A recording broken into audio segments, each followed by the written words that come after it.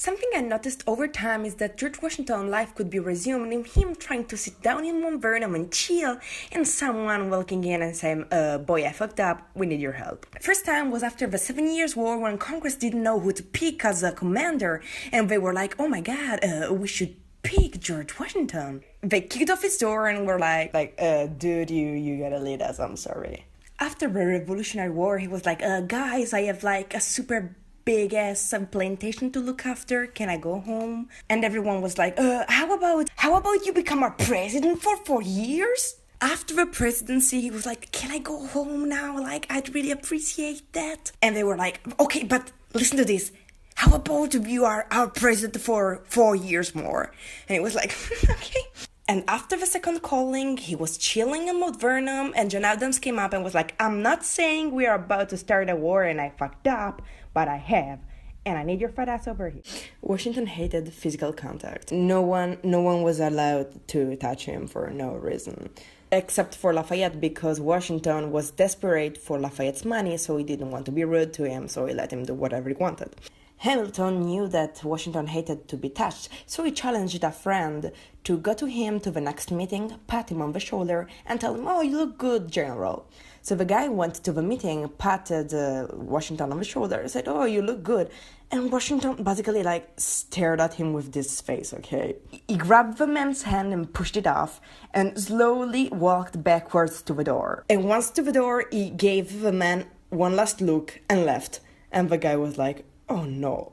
The guy had won the challenge and the prize was a dinner out. So during the dinner, this guy was shocked, staring at the plate, and Hamilton was laughing next to him. And I feel sorry for the guy. I'm like, Hamilton, you're a dickhead. Let's talk about Thomas Jefferson. One of Thomas Jefferson's main aspirations in life when he was younger was to get married. He madly fell in love with a girl and decided to flirt with her. The problem with Thomas was that he was very shy and had very poor social skills, so he decided to write ahead the jokes and pick up lines he was going to use with her. Thing is that he panicked, okay? He started messing up the words, he started, talking nonsense, and the guy was like, oh, that was really nice, Thomas, I'll text you, okay? Don't you want my number? No, I'll find it, okay? Thomas was broken-hearted to hear that the girl married very shortly after their meeting. He wrote a letter to a friend saying, not that I care about girls, that's for losers who wanted her anyways. Truth is that he got so upset about it that he got lifelong migraines. Poor babe, come on, look at him. Since we are in holiday season, I'm gonna tell you about Thomas's Christmas. He had two things he really cared about. A little watch that inside had the portrait of a girl he liked, the same girl that then rejected him, giving him lifelong migraines, and a notebook. Before going to sleep on Christmas Eve, he left both the objects on a nightstand and went to sleep. During the night, it started raining really heavily, and all the local rats decided to go and repair from the rain in Thomas's room. Inside the room, the rats found Thomas's notebook and started eating it as rain dripped through the ceiling and started hitting the portrait of the girl inside the watch. So when Thomas woke up on Christmas Day, he found out that both the notebook and the portrait were basically gone. He later wrote, is there any happiness in the world? And the answer was no. In Valleyford, soldiers didn't have much to do except for dying. So George Washington was like, well, I might as well train those who survive. George was lucky because someone volunteered to train his soldiers. The Baron von Steuben. The Baron wasn't a baron, but George was so busy he never checked anyone's paper, so he believed everyone. It was like, oh, okay, I accept it, just help me, I don't care where you come from. Von Steuben was gay, but not gay like I say that everyone is gay. He was gay for real. Gay for real, alright.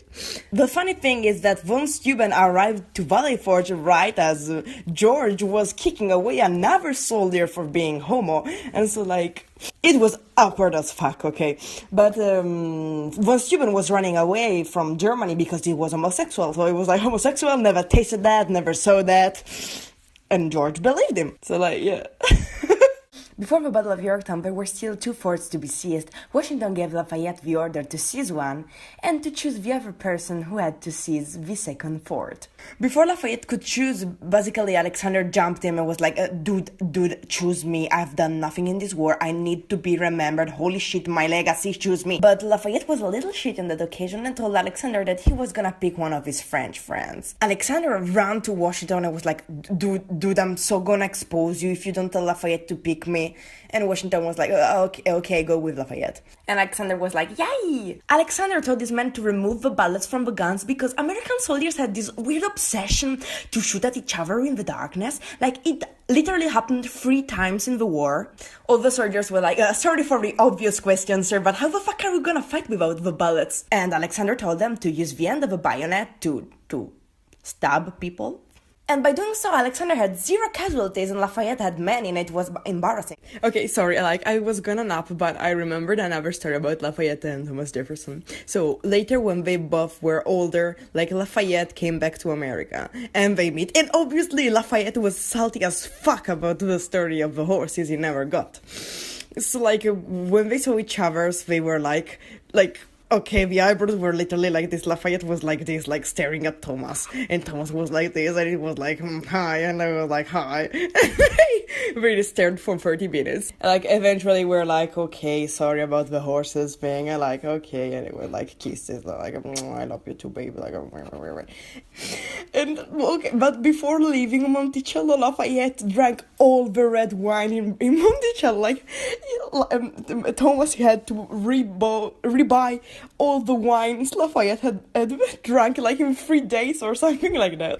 And James Madison spawned out of fucking nowhere. No one had invited him, and he just... So, Thomas Jefferson hated being put into trouble or any kind of trouble. So one day Lafayette arrived and he was like, please Thomas, I need some fresh horses. No one is giving me fresh horses. I'm literally in Virginia leading your people. Give me some fresh horses, please. And Thomas was like, yes, sure, babe. I'll give you all the horses you want, okay? All the horses.